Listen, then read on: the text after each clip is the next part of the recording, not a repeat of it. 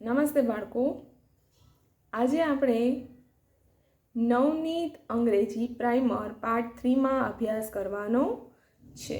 તો ચાલો આપણે લેસન નંબર 5 સુધી તો આપણે અભ્યાસ કર્યો. હવે લેસન નંબર 6માં આપણે જોઈએ કે લેસન નંબર 6 છે વોટ ઇઝ ધીસ.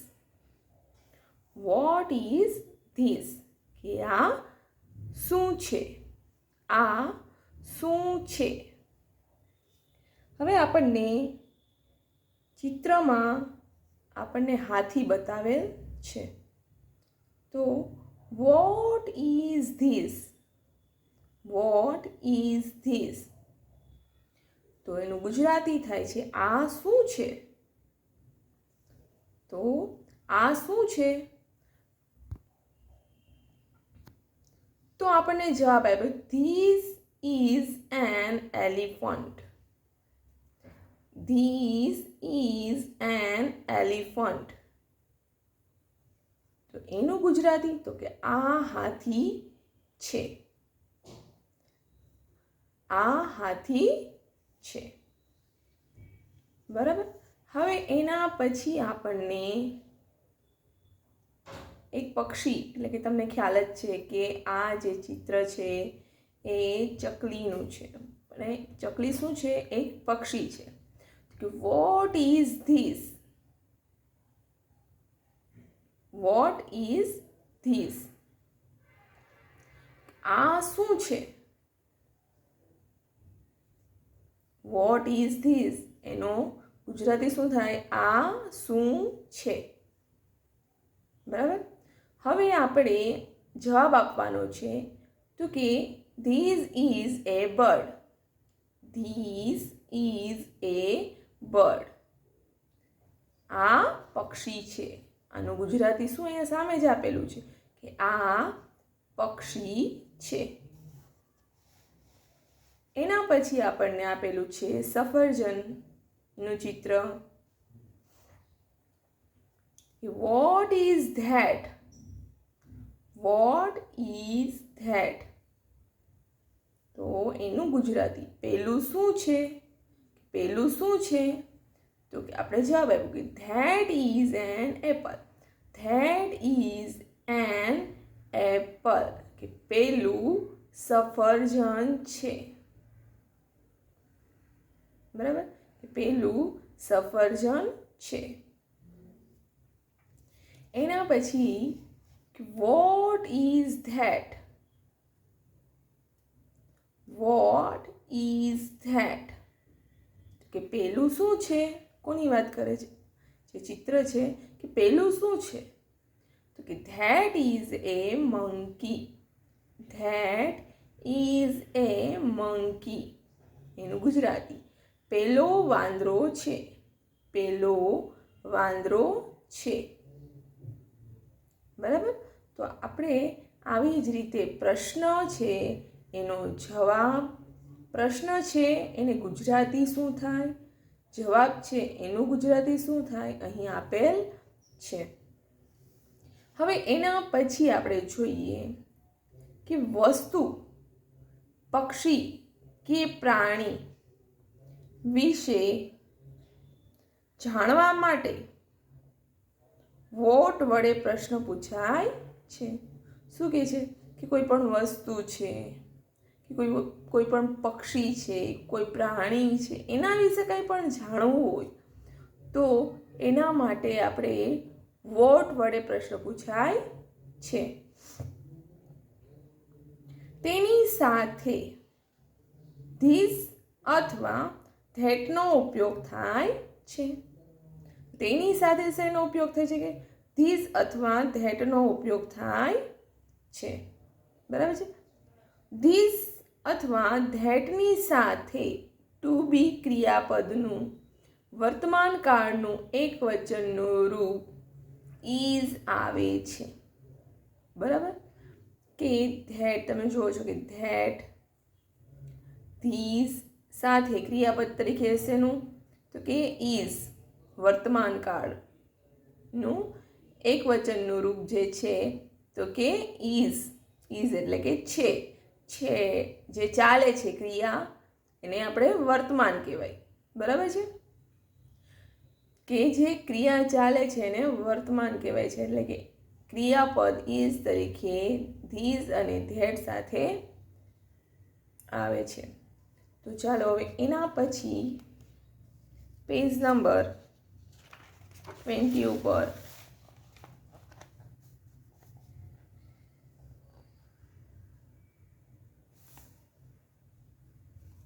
20 ઉપર આવી ગયા.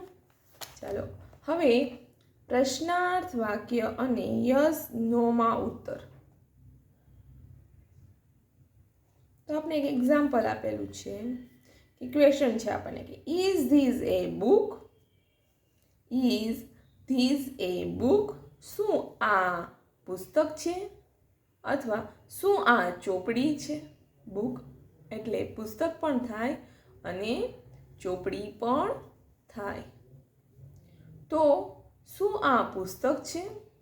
તો આપણે યસમાં જવાબ આપવાનો. શું કામે? કારણ કે આ જે છે શું આ પુસ્તક છે, તો તમને ખ્યાલ છે કે આ છે એ પુસ્તક છે. તો આપણે શેમાં જવાબ આપશું? યસ. તો કે yes this is a book. આ પૂરા જવાબમાં છે. Yes this is a book. તો કે હા આ પુસ્તક છે. પૂરો જવાબ છે. ટૂંકમાં આપણે જોઈએ yes it is. Yes it is. હા તે છે. હા તે છે. હા તે પુસ્તક છે. એટલે પુસ્તકની વાત કરે છે. હા તે પુસ્તક છે એટલા માટે કે હા તે છે. બરાબર. હવે એના પછી આપણે બીજું એક્ઝામ્પલ જોઈએ. તો કે હવે ચિત્ર આપેલું છે આપણને બનાના એટલે કે કેળાનું. બરાબર છે. હવે આપણે પ્રશ્ન જોઈએ, ક્વેશ્ચન જોઈએ આપણે.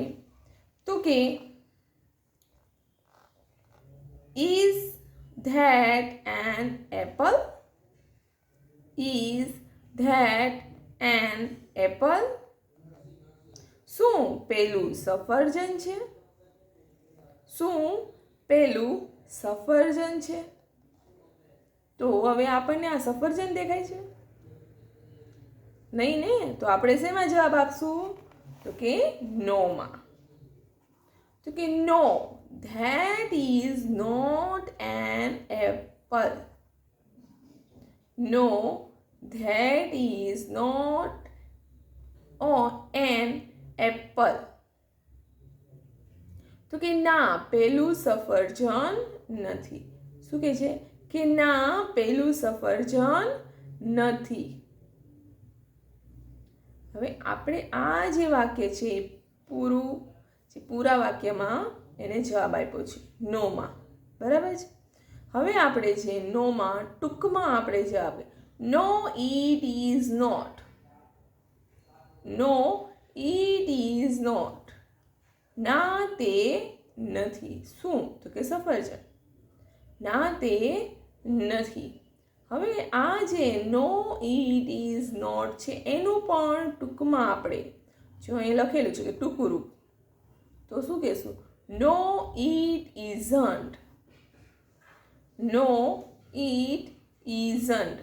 નો ઇટ ઇઝ નોટનું ટૂંકમાં આપણે નો ઇટ ઇઝન્ટ. બરાબર છે. તો આવી રીતે આપણે છે વાક્યો તે સમજ્યા કે યસ અને નોમાં પૂરા વાક્ય અને ટૂંકમાં કેવી રીતે લખવું. આપણે જે રિવિઝન તમને આની પહેલાં પણ સમજાવ્યું હતું કે જો ચિત્ર મેં તમને કીધું હતું કે જે ઇઝ ધેટ એન એપલ. હવે એપલ છે, તમને ચિત્ર આપેલું ન હોય. બરાબર છે. તમને ચિત્ર આપેલું ન હોય, બાજુમાં સ્પેલિંગ આપેલો હોય કે તમને બાજુમાં બનાના આપેલું છે, તો ઇઝ ધેટ એન એપલ? શું આ સફરજન છે? અથવા સોરી શું પેલું સફરજન છે? આપણે ધેટનો ઉપયોગ કર્યો છે કે ઇઝ ધેટ એન એપલ? શું પેલું સફરજન છે? તો આપણે ચિત્ર છે એ બુકમાં આપેલું છે, એક્ઝામ ટાઈમે આપણને ચિત્ર આપતા નથી. એના બદલે આપણે કાઉન્સમાં કોઈ પણ સ્પેલિંગ આપેલો હોય છે. એના આધારે અહીં એપલ છે, જો કાઉન્સમાં આ જે છેલ્લો સ્પેલિંગ છે, દાખલા તરીકે અહીં એપલ છે, તો કાઉન્સમાં જો એપલ આપેલું હોય તો વાક્ય સાચું આવે, મીન્સ કે યસમાં આવે જવાબ. અને જો કાઉન્સમાં કોઈ બીજો સ્પેલિંગ હોય, જેમ કે ગ્રેપ્સ છે, બરાબર છે, બનાના છે, કે કોઈ પણ સ્પેલિંગ આપેલો હોય તો તમારે એ શેમાં જવાબ આવશે? નોમાં. બરાબર છે કે આપણને નોમાં જવાબ લખવાનો રહેશે. ટૂંકમાં no it is not, yes it is. બરાબર છે. જો તમને પૂરો જવાબ લખવાનું કે નો અને યસમાં, તો તમારે આવી રીતના લખવું પડે. બરાબર છે. તમારે ખાસ ધ્યાન રાખવાનું છે કે પરીક્ષામાં છે ચિત્રોના બદલે આપણને સ્પેલિંગ આપેલા હોય છે, તો તમારે જે સ્પેલિંગના આધારે તમારે ખ્યાલ રાખવાનું છે કે યસ અથવા નોમાં તમારે જવાબ આપવાનો છે. યસ ક્યારે આવે અને નો ક્યારે આવે તમને ખ્યાલ જ છે કે અહીં આપણને એક એક્ઝામ્પલ આપેલું, is this a book? Is this a book? શું આ પુસ્તક છે? શું આ પુસ્તક છે? તો હવે આપણને ચિત્ર આપેલું છે પુસ્તકનું અને આપણે પૂછીએ, કોઈક આપણને પૂછે કે શું આ પુસ્તક છે, તો આપણે જવાબ શેમાં આપશું? હામાં જ આપશું ને. તો yes, this is a book. બરાબર છે. આવી જ રીતે આપણે અલગ અલગ છે સ્પેલિંગ આપેલા હોય એના આધારે આપણે યસ અથવા નોમાં આપણે જવાબ આપવાનો છે. તો ખાસ ધ્યાન રાખવાનું છે. તો ચાલો હવે પછીના પીરિયડમાં આપણે ફન ટાઈમ કરશું. બરાબર છે. હવે પછીના પીરિયડમાં ચાલો, ત્યાં સુધી બાળકો બાય બાય.